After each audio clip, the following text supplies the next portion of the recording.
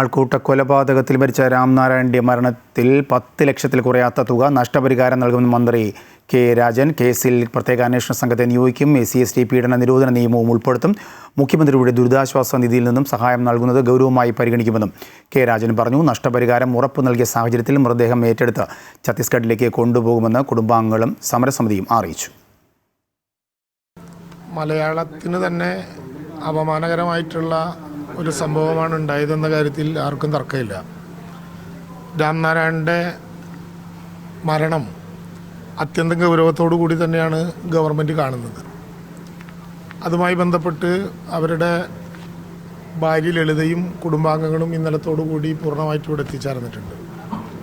ചില കാര്യങ്ങളിൽ ചില ആശയക്കുഴപ്പങ്ങളുടെ മാത്രമേ ഉള്ളൂ, അല്ലാതെ വേറെ ഏതെങ്കിലും വിധത്തിൽ ഒരു തർക്കത്തിൻ്റെയോ ആ വിധത്തിലുള്ള അഭിപ്രായ വ്യത്യാസത്തിൻ്റെയോ വിഷയമേ ഇല്ല. കാരണം ഇക്കാര്യത്തിലുണ്ടായ നടപടി ദൗർഭാഗ്യകരം തന്നെ എന്ന് ഗവൺമെൻറ്റിൻ്റെയോ അഭിപ്രായം, ഇതുമായി ബന്ധപ്പെട്ട് അവരെ സഹായിക്കാൻ വേണ്ടി രൂപീകരിക്കപ്പെട്ട ആക്ഷൻ കൗൺസിലിൻ്റെയും ബന്ധപ്പെട്ട ആളുകളുടെ എല്ലാ അഭിപ്രായം ഏതാണ്ട് ഒരുപോലെ തുല്യമായ വിധത്തിലാണ്.